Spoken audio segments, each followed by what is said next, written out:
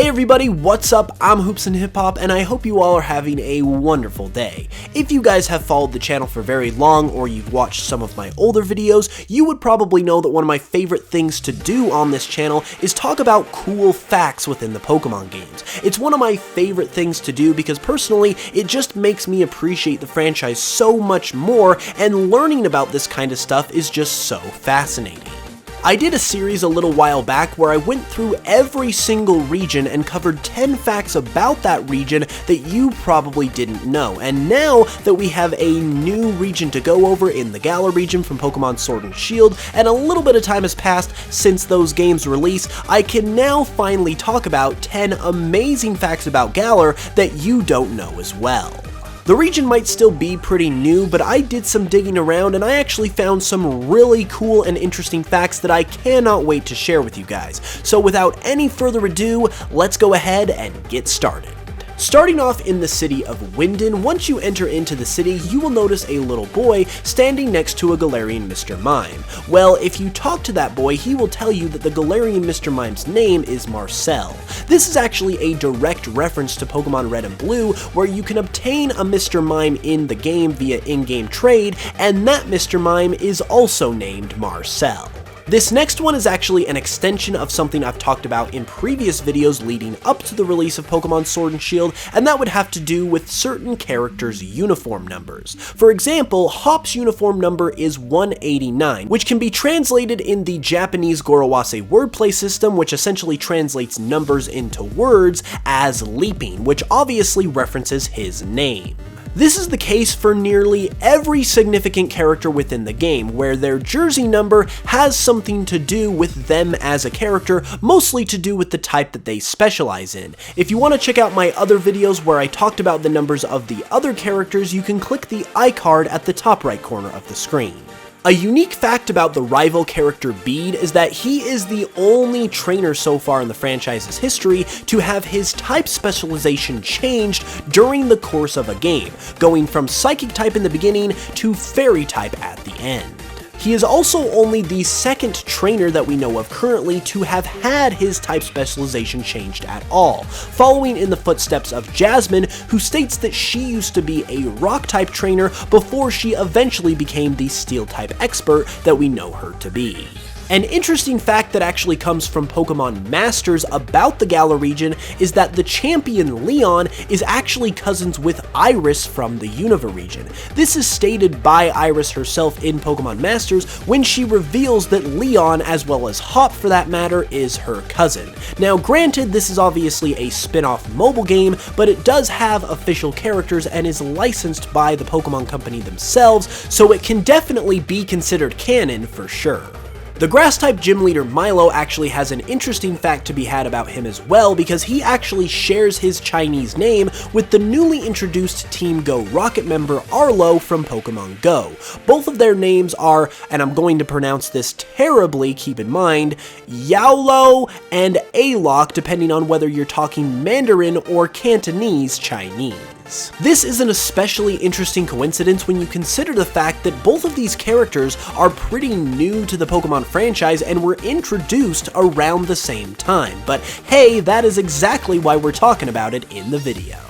Continuing with the gym leaders, an interesting fact about the gym leader Piers is that he is the second evil team leader that is also a gym leader, the first of course being Giovanni from Kanto. And just like Giovanni, Piers is eventually replaced as gym leader by another trainer within the game, and coincidentally, or maybe not coincidentally depending on how you want to think about it, both Giovanni and Piers are replaced by rival characters within their respective games, being Blue for Giovanni and Marnie for Piers. Another very interesting fact about Piers is that part of Piers' battle theme is actually remixed from the final battle music that is used for N in Pokemon Black and White. Go ahead and take a listen.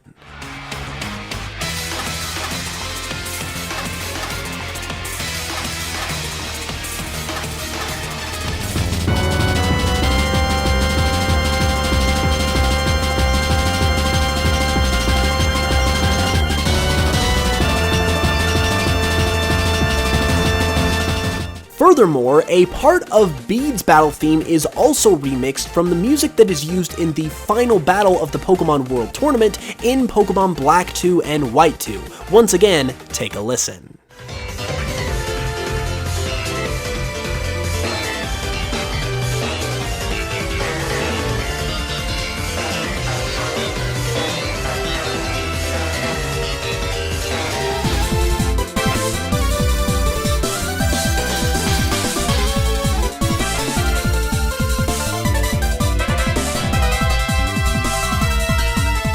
A short but sweet fact about the Galar region as a whole is that Galar actually has the fewest numbered routes of any main series region, with just 10. This obviously has to do with the wild area taking up much of Galar's geography, but still an interesting fact nonetheless. Speaking of the wild area, one interesting fact that might have gone right over your head just like it did mine before I started doing research is that the name of Lake Mylock in the wild area is actually a direct reference to Milotic. This is a little more obvious in its Japanese name, Lake Milokoroko, because it essentially just takes Milotic's Japanese name, Milokaros, and replaces the end with a hyphenated ko, meaning lake. However, once you take a good look at the English version of the name, you can definitely see the inspirations there as well. Furthermore, the name of another lake within the wild area, Lake Axwell, is also a direct reference to the Pokemon Axew. While the inspiration in English is definitely apparent, it is also there for the Japanese version of the name, where much like the Japanese version of Lake Milox's name, this lake is known as Lake Kibako in Japanese, which replaces the end of Axew's Japanese name, Kibago, with the hyphenated ko, once again meaning lake.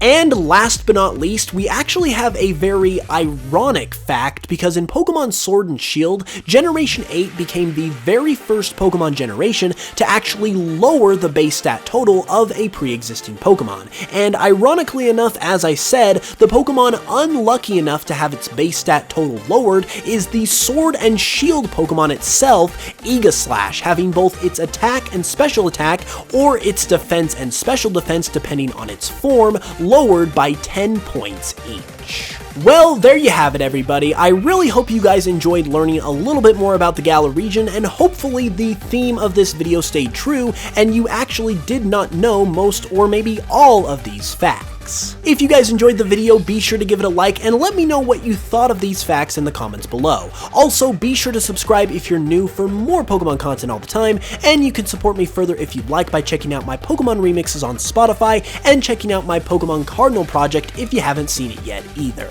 I will be back on Saturday as well with another video, so be sure to hit that notification bell so you can be notified as soon as it goes live. And with all of that being said, I hope you know I love you guys very much, and until the next one, as always, I will smell you guys later.